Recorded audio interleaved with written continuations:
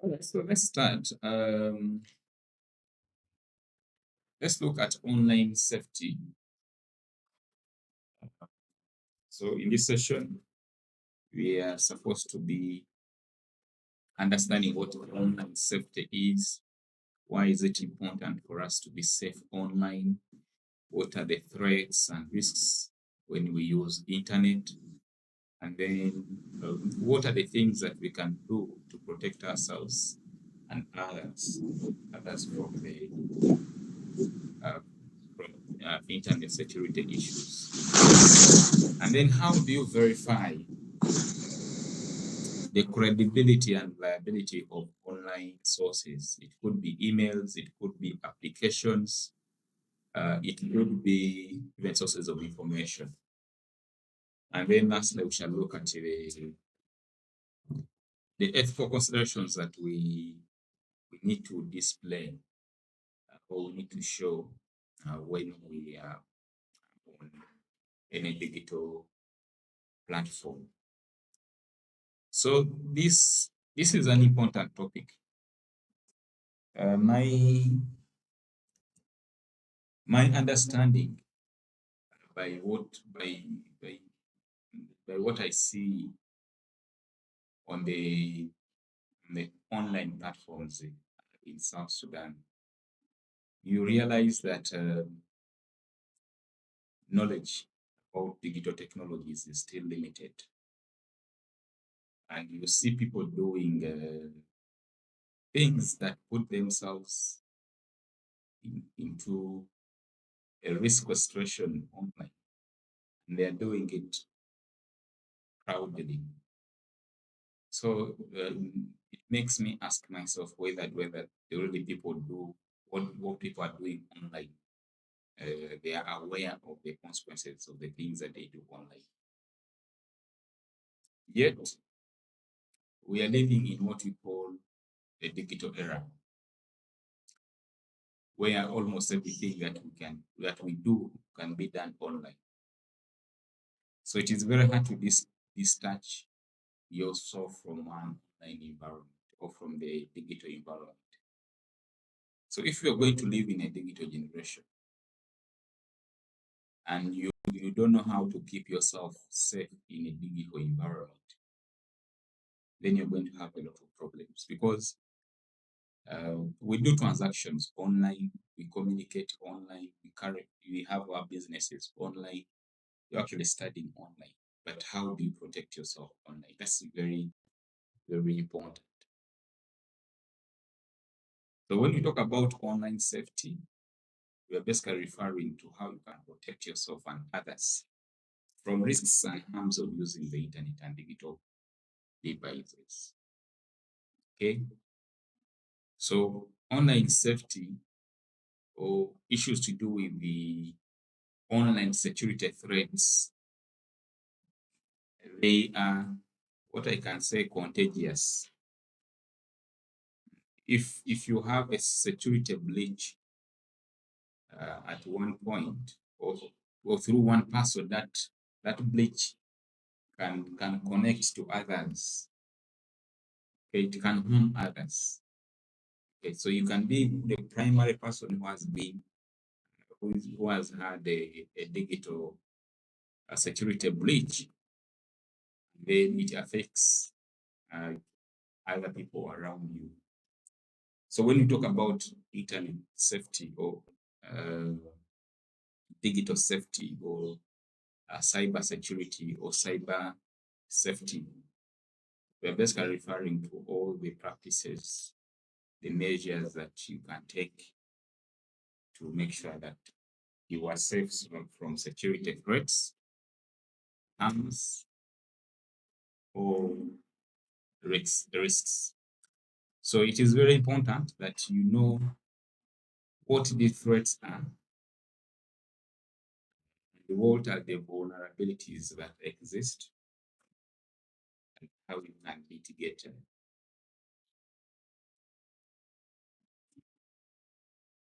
So it is very, very important really to be safe online because of the following reasons. recently, not many months ago, it must have been around last year, around September, August, there was a scam where a number of people in Juba were scammed of their money in dollars, actually. People were promised that if you invest 2,000 within 2 months or 1 month, you can get 4,000. So people invested as much as they can. I believe you heard this story. That scam had a mixture of offline, online, offline and online schemes. Okay, the offline scheme is where they say they have an office in Juba, and indeed they had one. So people actually went to the offices physically. So that is the offline part. But the online part is where the people could have perhaps taken, been very keen, is issues to do with their website, issues to do with the the companies that they collaborate with, things like that. So we shall look at how do you really identify some of the things or online. Okay, so it is very, very important if you know the techniques of keeping yourself safe online. You can also avoid what you can call scams, which are having a physical element, like the one I've just described. Okay, so you can have an office, an organization that claims to have an office, and indeed has it, and then you check with the ministry of whether it is finance, and see that they are actually registered constitutional affairs, justice and constitutional affairs, and you see that they are actually registered to do business in South Sudan. So that's the physical part. So you see that after they are registered in the country, they have all these documents, and then they claim that they have a collaboration with another external entity. So for you to establish that external entity, of course, if you do not have the resources to go to that country where they have the entity, the partnering entity, then you can use your knowledge on digital technologies to be able to dig out and find out that indeed it is true that these people actually have a partnership abroad. Okay, so having a very good knowledge on digital technologies avoid you from losing money, okay, losing your personal information, scamming your relatives, and also you safeguard your personal information on your devices. It can be a laptop, it can be a phone, okay, and then also you maintain a very good reputation because people know that you are aware of the security threats that you can encounter, and overall you have a better and productive online experience. There are people who I remember during that time when that scam happened, people started to have the perception that everything that is online is a scam. Okay, so their perception of online things drastically changed to being negative. And therefore, they actually dislike online things. So those people will tell you negative experiences about online platforms. Okay. So if you work for an organization, it's very important to keep your online security uh, to, to the optimal levels because people, as an organization, you have access to people's information. You don't want to have a weak security system where external people can access your client's information.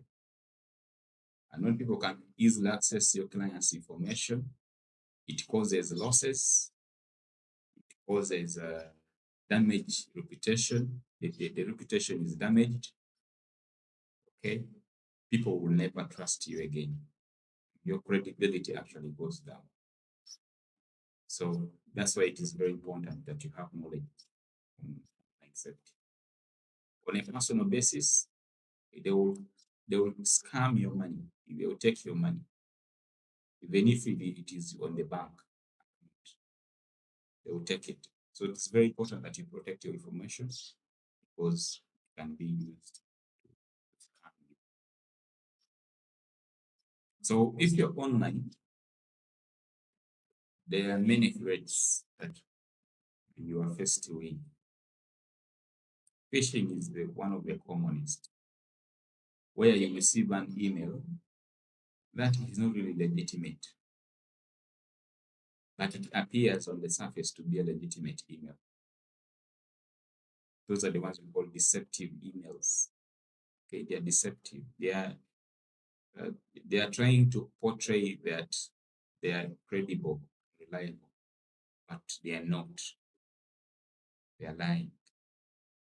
And then when you rush, you click on that email and then your information is taken. And then you have malware. These are basically software that can harm your device and steal your information. Most of you, even if you check now your phones, you have applications that you even didn't know how you installed them. Okay, some of them are actually malicious software. You don't know how the software came into your phone.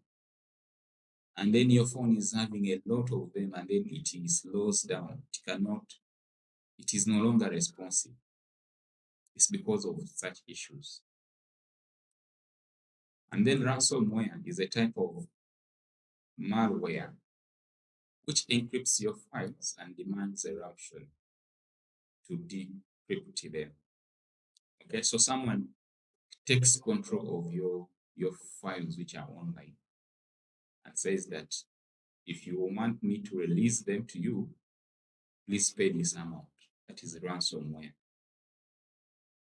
And then we have social engineering. And this is very common and is ongoing currently in South Sudan, and I'll show you how. So social engineering is about using techniques to manipulate people into giving away their personal information just by clicking malicious links. And then cyberbullying, okay, threats, intimidation towards another person that is done through online. It could be through WhatsApp, it could be through phone calls, it could be through emails.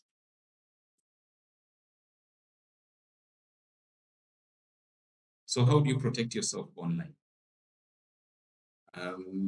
Use strong and unique password for all your accounts.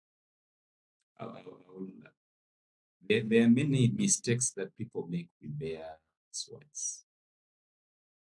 Okay, the first mistake is to put your password combining your name and then your year of birth, or having your date of birth as your password. Those are mistakes. Okay, a strong password usually should have at least eight figures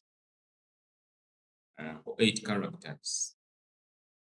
Those 8 characters consist of unique symbols, at, hash, maybe the dollar sign, the yen sign, whatever symbol that you want to use. And then it has capital letters and then lowercase letters. Okay.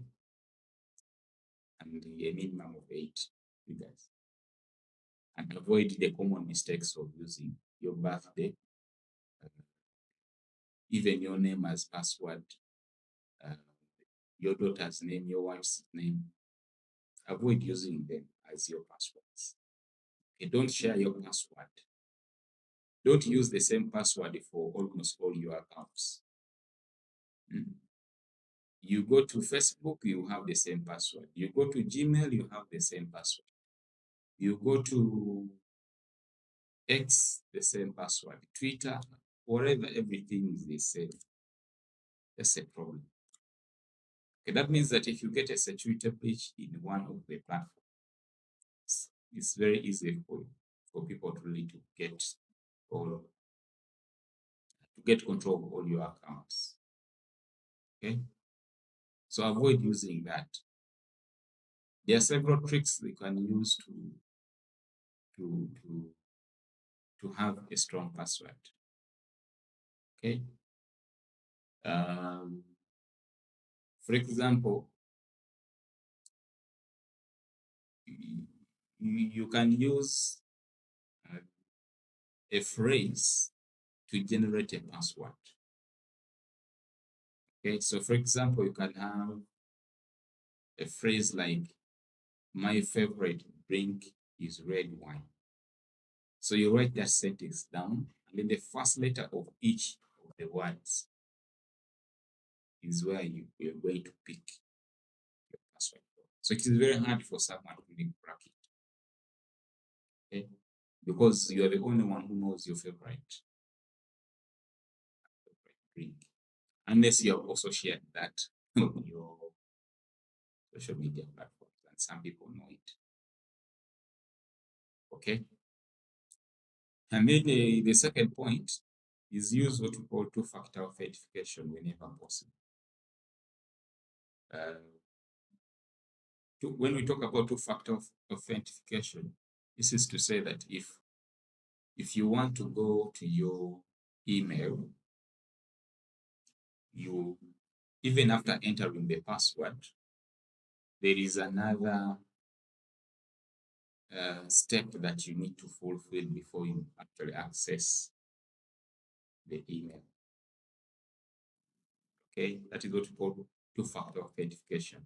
So usually, if you enable the two-factor authentication, you can get access to the two-factor authentication through the settings of your Gmail or email security settings. Just go there and enable it. So when you enable two-factor authentication, you will choose what the second authentication is. You can say that if any other person is logging into my account with the correct email and the correct password, a message should first come to my phone, a code, and then I enter that code, and that's when you can copy. Okay. Or it can be, for example, if I'm logged into my Gmail on my laptop, I'm signed in, and then on my phone, I'm also signed into my Gmail. So if another person wants to go to my Gmail with the correct email and password, a message has to be sent to my mobile phone first. Okay, and then I click. The Gmail will tell you, someone wants to access this email address. Are you the one? So on your phone, then you click yes, I'm the one.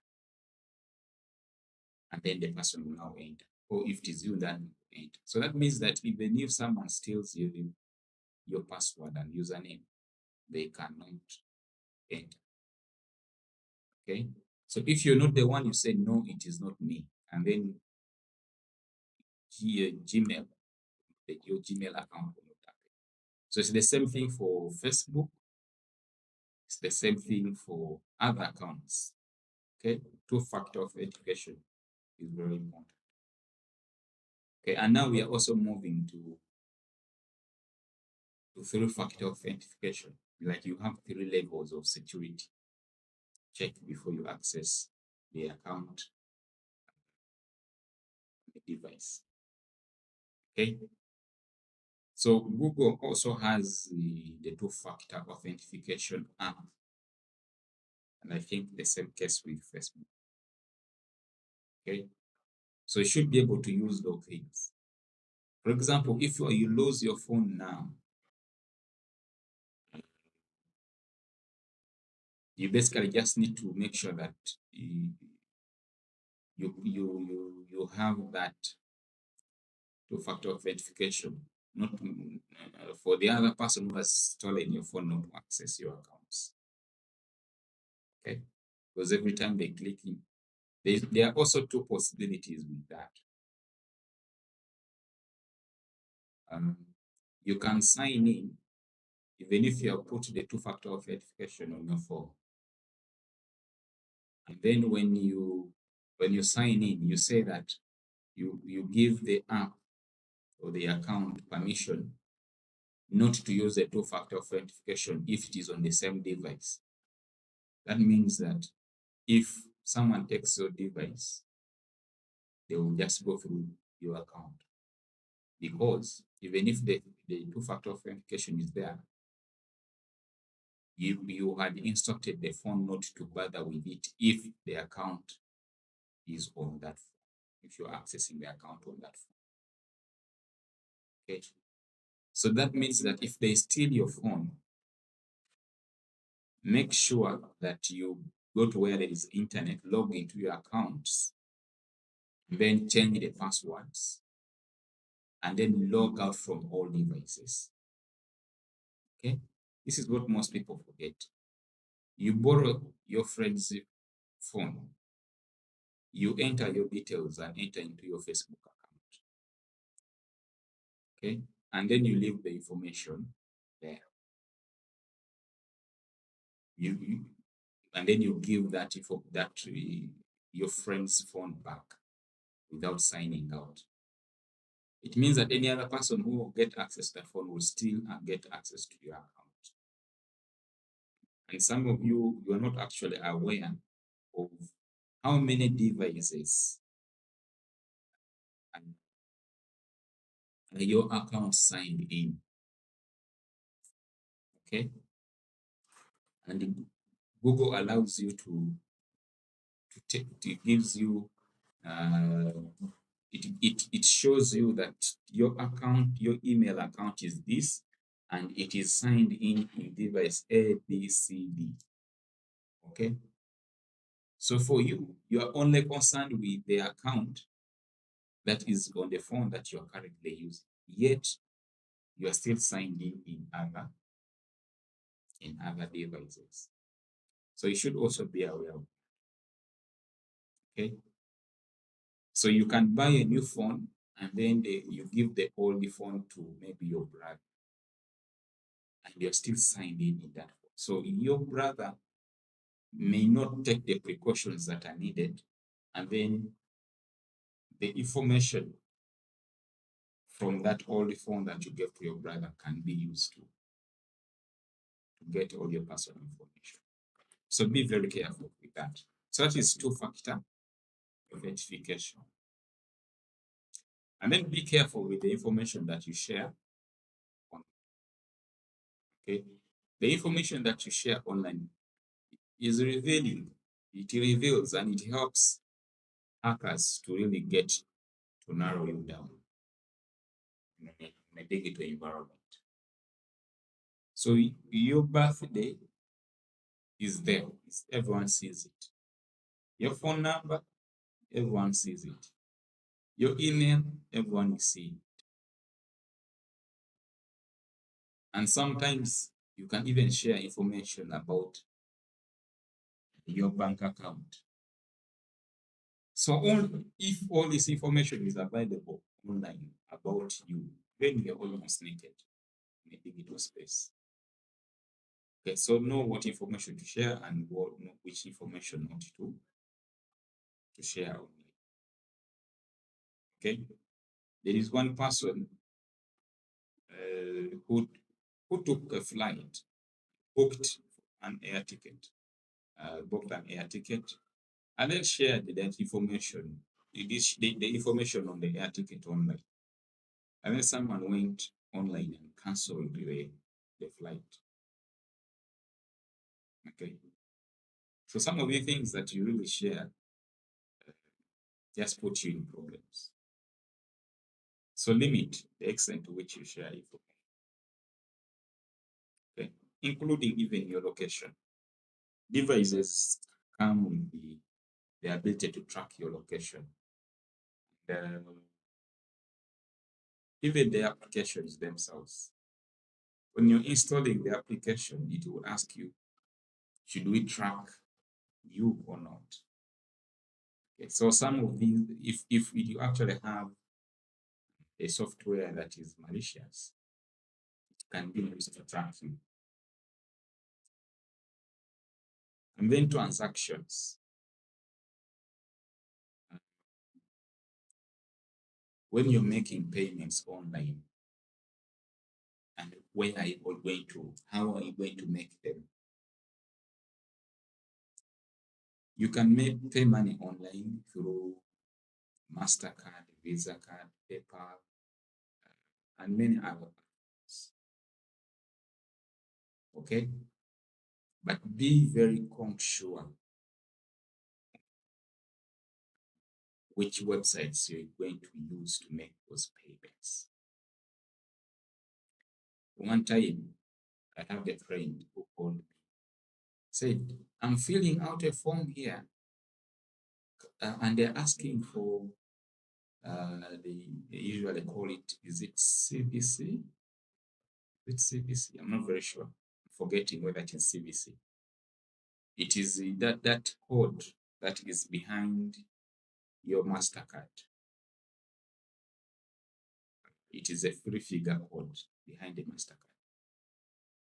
So when you're going to make payment online, you enter the 16-digit figure on in front of the MasterCard, and then you enter that CVC, that 3-figure code.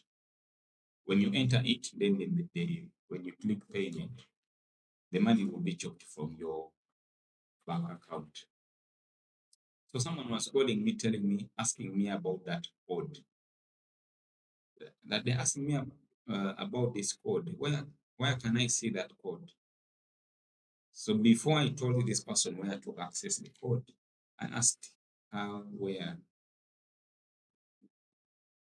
what she was paying online.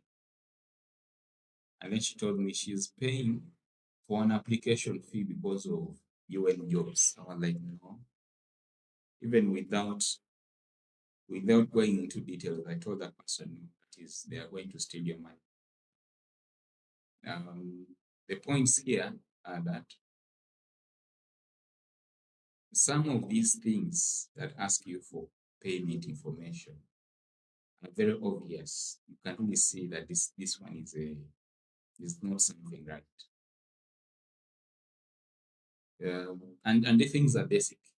I don't recall anywhere where the UN system, where if you're applying for a UN job, you're required to make any payment. It doesn't exist. And then the second one is that she was applying as a result of a job advert that has all the hallmarks of being fake. You see, the advert is saying that they need 200 nurses to work in the different states of South Sudan. What kind of project is that?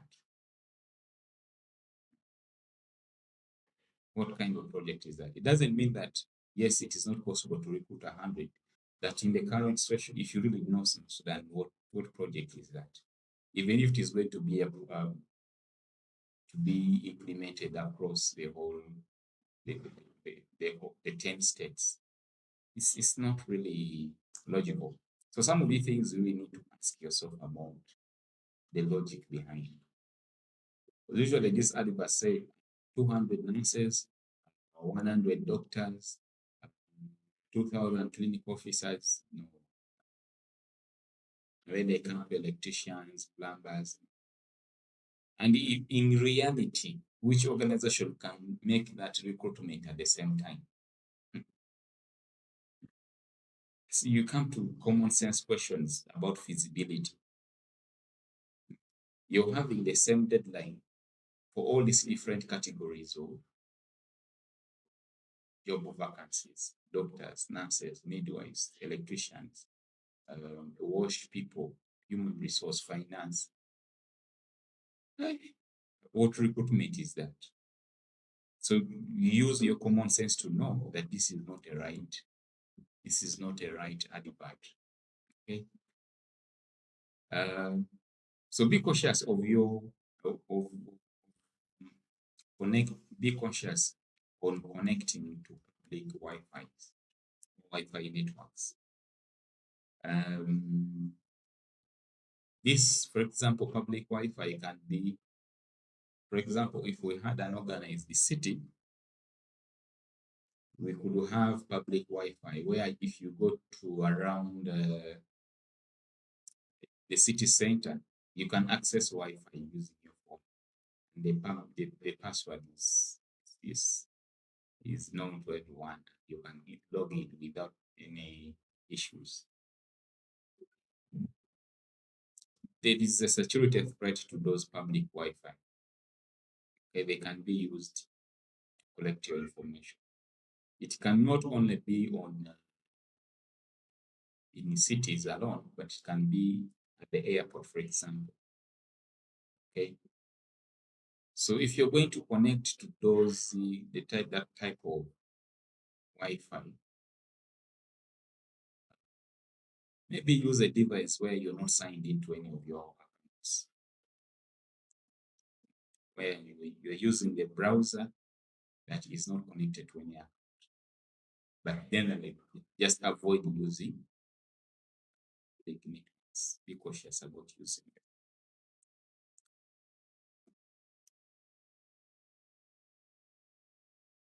So let's go to the websites. The websites is where the crimes take place, cyber crimes. And you should know how to know that this website is a legitimate, credible website, or it is basically a website that is having issues, security issues. So how do you not? And some of the things that someone will say there, we have 100 scholarships for South Sudanese to study in Turkey. If you want to apply, click here. Those are the things. UN is recruiting 5 midwives to work in a project in Akobo. To get more information, click here. So before you click, you need to first examine the credibility of the website. So the website, if we don't use the word website, we can use the word URL. Okay? URL, which is basically the link, that link that they tell you to click on. I think it stands for universal what? URL stands for what? You can tell us.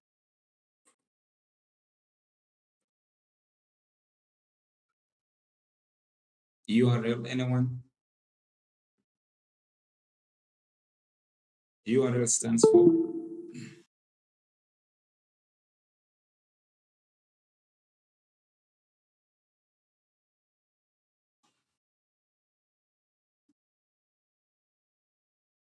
Okay, people are quiet. Uniform resource locator, not universal. Uniform resource locator, that is the URL, which is basically the link. Okay, so check that link. For example, here I'll put one link for the US government. So the moment they tell you that the US government is looking for casual workers to work in whatever it is, and then they say for more information, click here. Just check that URL. What are the things that you will check? Some of those links are very obvious to spot that they're actually not the right one.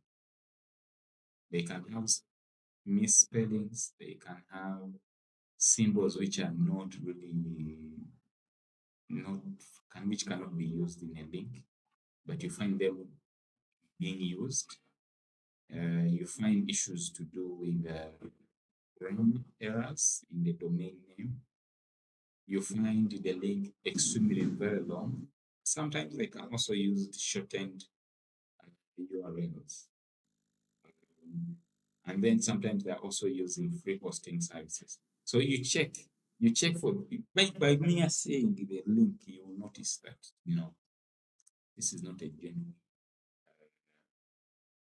genuine link. So what you do is avoid clicking that. That is actually the same reason as to why the different governments are encouraged to use what you can call custom domain. For example, you can see the one for US, www.usa.gov. So government entities have that .gov, government agencies in the US and even some countries. Okay. So that domain name gives you a clue whether it is a website that you can trust or not. And then if you happen to click on that link, check on what is being posted there. Okay. For example, for the scheme that I told you about that took place in Juba, I think I managed to check their website. But in that website, you could say that some things don't really add up. They don't add up. The content that is posted on the website will not add up. Okay? So it's the same things that you check out. The nature of the content, the spelling, the grammar, the punctuation, the photos they use, the designs, you have a lot of pop-ups. Some information is missing. There's a lot of things that you can really check and then see that this website is having issues. They make claims that are unrealistic. They ask you to fill in information. You get pop-up messages to say, fill this form too. You get it. And some of this information comes at a faster rate. So you are not in position to really process this information and make the right decision. So from nowhere, you see pop-up messages. They say, install this application, do this, do that. And then we have what we call reviews. Okay. And I want you to master this here. Reviews, when you are online, or when you have an organization that claims to provide a service or a good, but you're not very sure, the first thing that you have to ask yourself is, what are other people saying about the service or the product? That is a review. Okay? So that gives you a clue on whether actually this thing is legitimate. But also be aware that you can have reviews that are part of the scheme to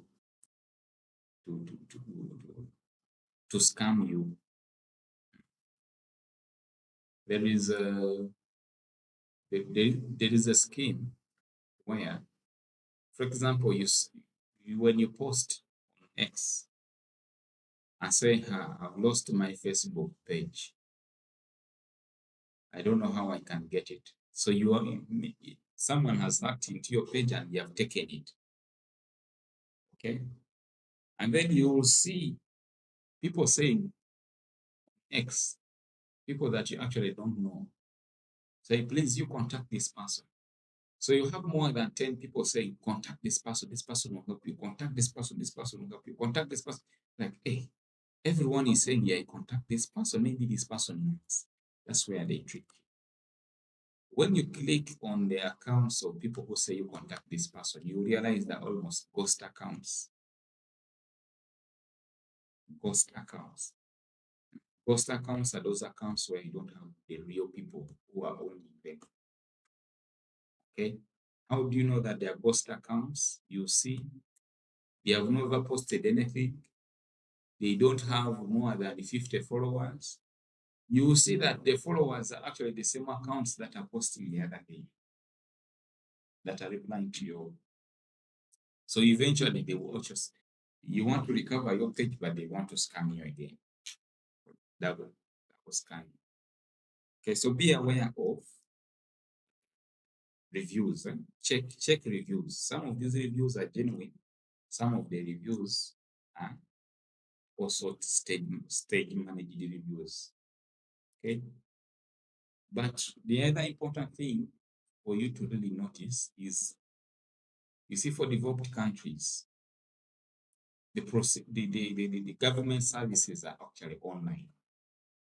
So there is no company that will say, and the company is registered in the United Kingdom, and then you check online and you cannot find the registration status of that company. You cannot.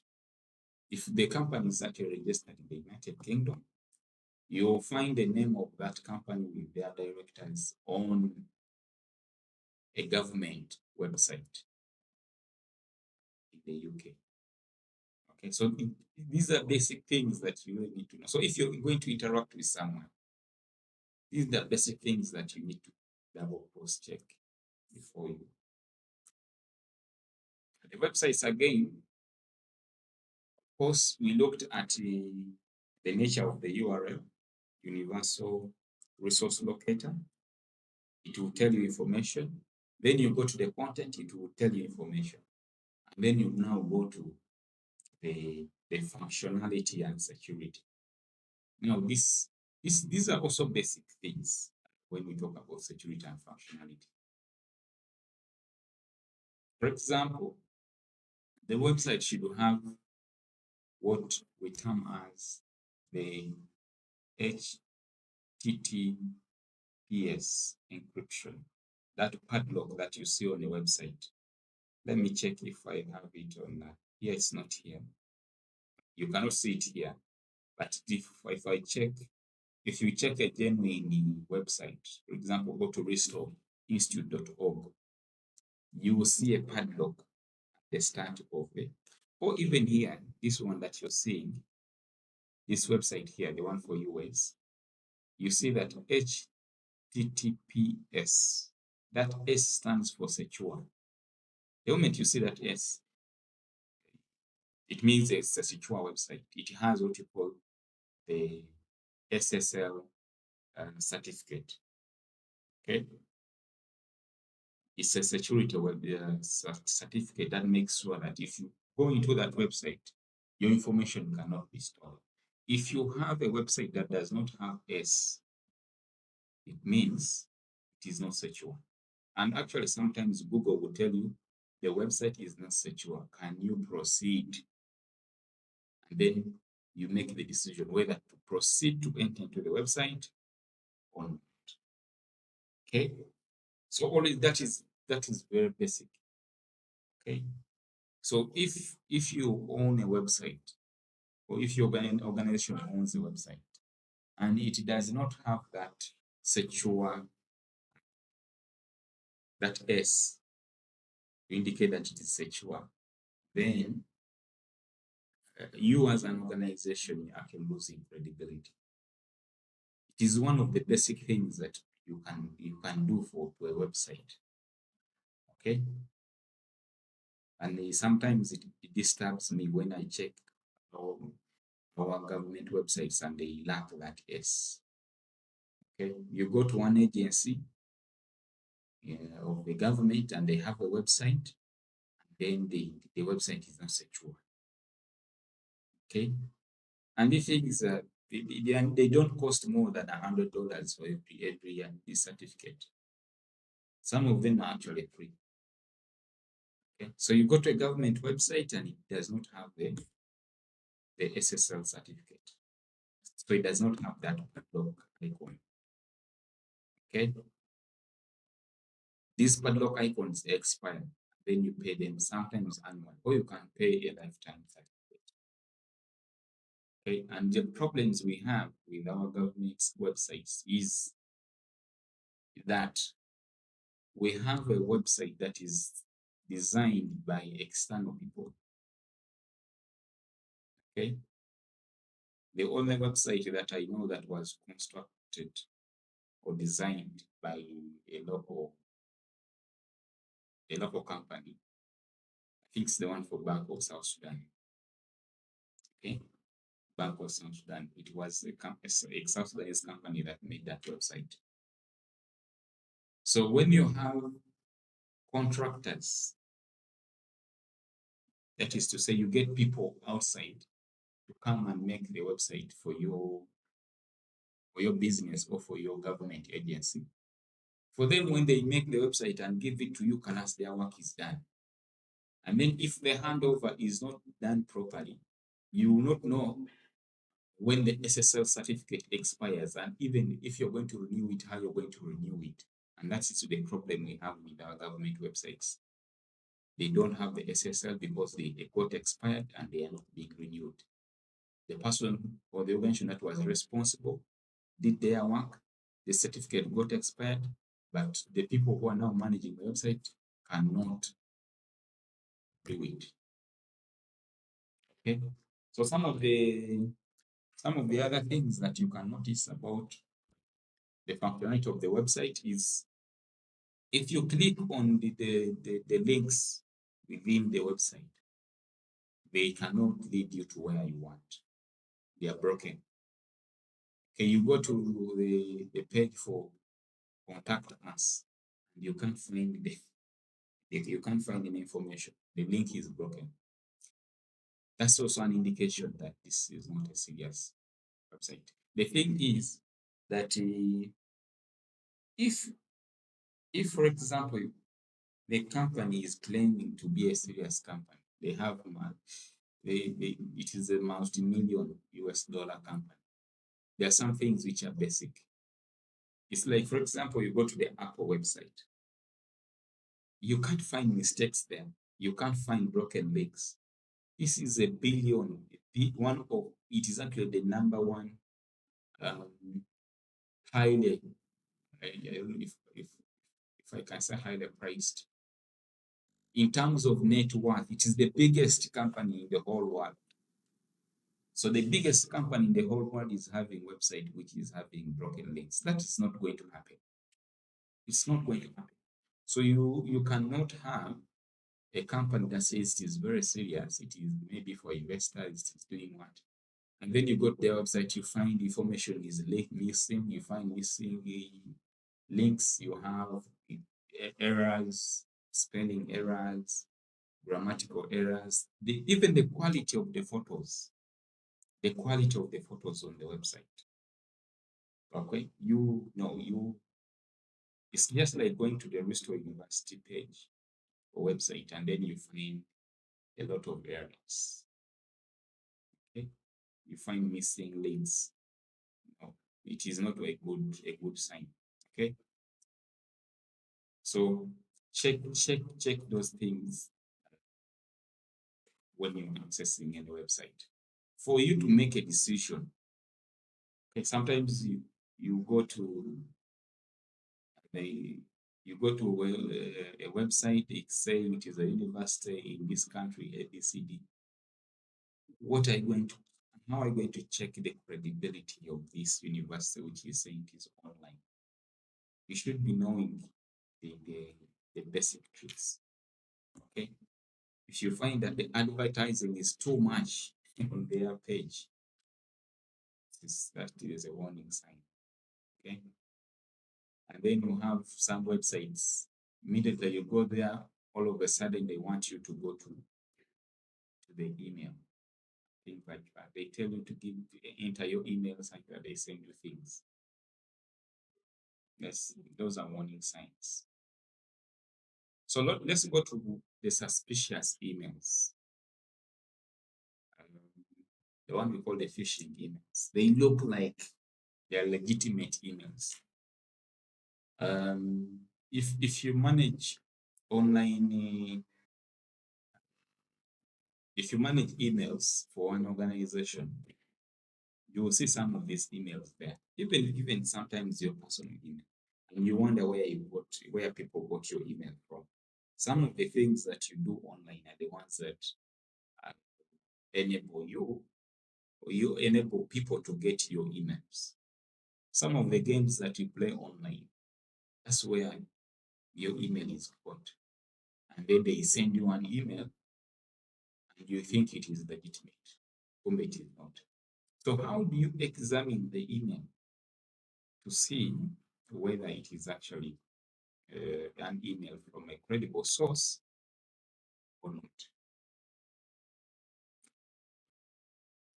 Some of the emails that I get, someone will say, your Facebook page has violated the community rules. Facebook is going to close down your page. So if you are panicking, then you start sweating around there, say my page is going to be closed. No. One, check where is that email coming. Check the username in that email. How do they write the email? By the way, the structure of the email.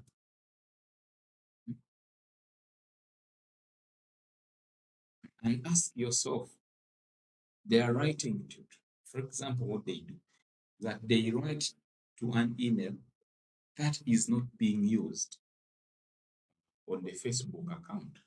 It's one of the red flags.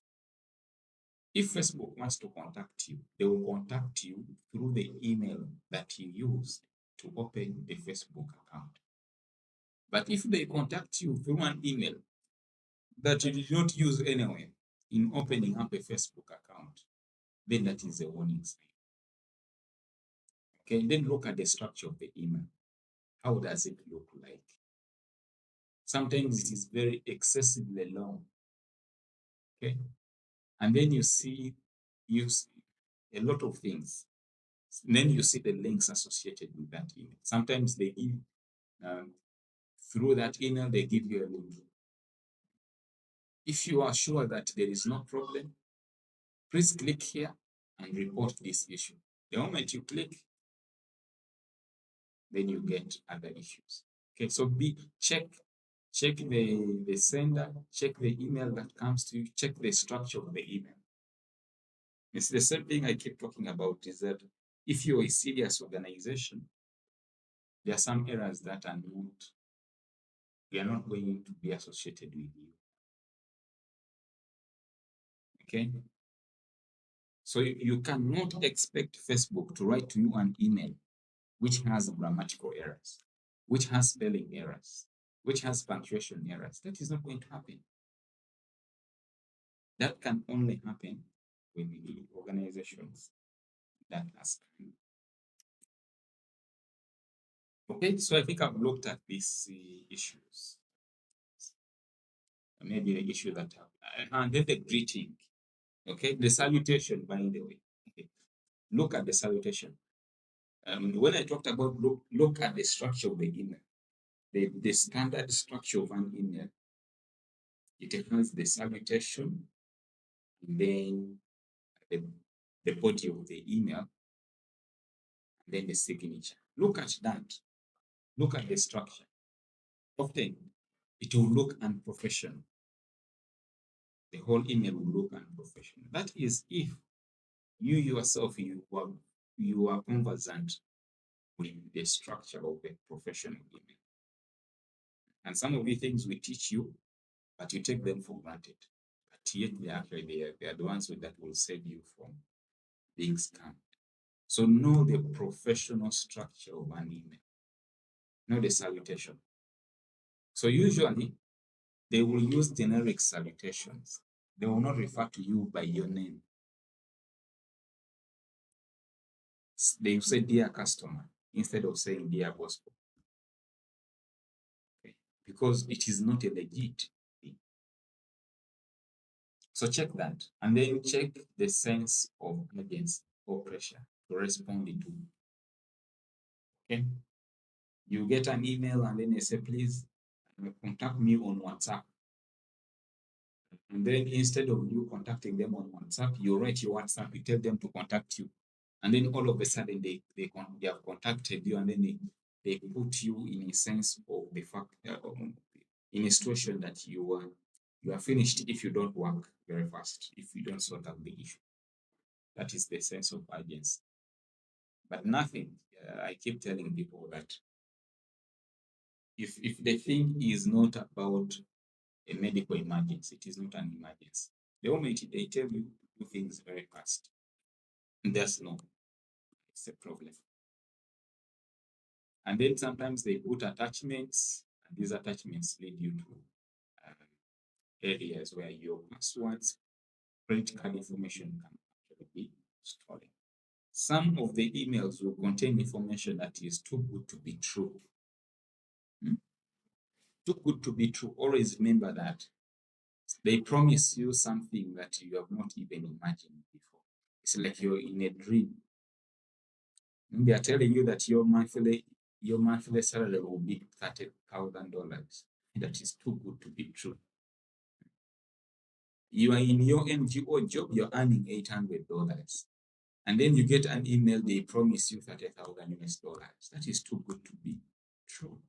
So don't believe it. What are the other indicators? Inconsistencies with previous emails, previous communication.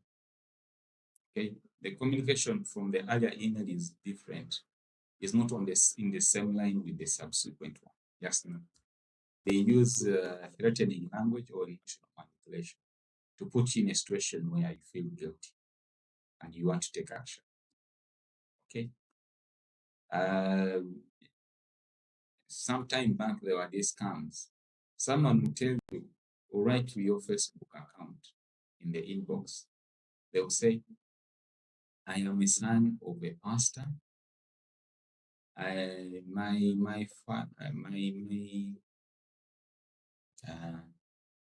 My father is a pastor and was a powerful minister in the government of a country X. However, because of political persecution, my father was killed but left a lot of money in the bank. And then they will tell you that they are somewhere, they have nothing in them, but then they manipulate you to think to be sympathetic and you want really to help. And then they'll start telling you that we can get this money if we do ABC. And then yes, that is where they catch you. And then you start working around to make sure that you get that money and benefit from it. You don't want any other person to know about it. The moment they tell you, don't tell another person. Just know that it is something manipulative. So be aware of that. Okay. Sometimes you can have the URL that looks exactly like that, look closely like a legitimate website that belongs to a legitimate organization. Okay, so verify. You get an email that comes from maybe, let us say, info@apple.com, but within the spelling of Apple can be changed a little bit, and maybe there can be a dash somewhere. And then when you look at that email, it's like it's coming from info@apple. You're like, okay, this is a legitimate email. No, check it properly. And sometimes they tell you issues to do with the MTN is giving out 50 GB of internet data. And you see the logo of the MTN. And then when you see the link, it has an element of MTN, but it's not the real one. So you get to know that is a problem. So generally, what do? Avoid clicking on things that you don't know. You don't know the senders. Yes, uh, we have a board that works through miracles, but miracles are not too common. Okay, so don't think that the miracle is coming to you alone and other people it is not coming to them. Okay, so avoid clicking on things that entice you to click on them. We call them clickbaits. Clickbaits. They want you to click. So avoid clicking. Before you click, that is if you are really focusing on it, move your cursor around the link to see the true URL. It will give you a clue. Okay. First check who the sender is. Okay. Sometimes, for example, for those emails that tell you your Facebook account is going to be locked, so you will see that when you see the sender, the name of the sender, you see they will say Facebook customer department. Okay. Then now go to the real email that came to you. Okay, so just like when I send you an email, you will see what was sent. But that email that sent you, how does it look like? Check it. Okay, check it to see if it looks legitimate. Okay. Same thing with even sometimes you say they will know that this is an email for an organization, and then they will tell you you have won a grant. You have won a grant from this foundation. To process this money, do ABCD. Check and see that the name of the foundation, the email that I sent you, and verify before you click anything. Okay. If you work with an organization, if you receive suspicious emails, talk to your IT person. Really guide you. Okay. Don't share personal information via email. Some people say my password, my PIN for my ATM is this. So you write that in your email and then you send it to another person. You can't do that. Okay, so don't share some information electronically. Okay, if you're going to share it, it has to be encrypted information. So that is not really seen. So the rule of internet security, of being safe on the internet, think before you click. Think before you click. Okay? You are only one click away from a disaster. Okay, that means through clicking, it's like you're detonating a bomb that you really don't know. Okay, so be very careful in that regard. So the things that you get on Facebook, on WhatsApp, you see, like the one you see on your screen, with a lot of dollars in it. Invest this, get that. Those are scams. And then there is something that is ongoing on Facebook. There's among South Sudanese. There is that game there where you tap, I think you tap, then it leads you to I think it accesses your photos and then it edits your photos such that you are in a military attire. Have you seen these things?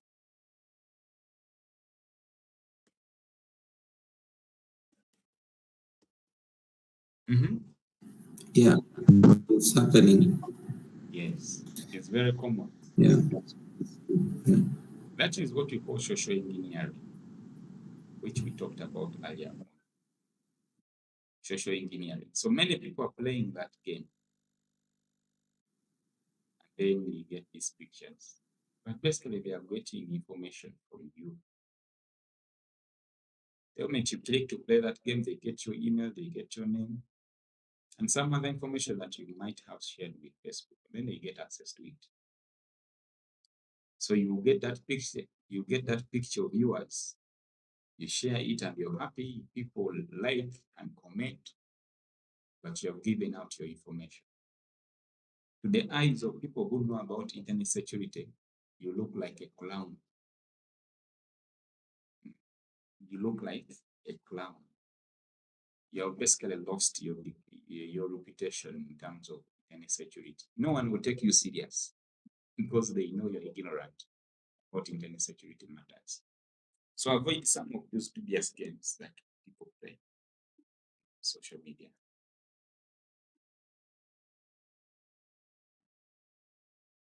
Okay, so I think we can end there. Devices,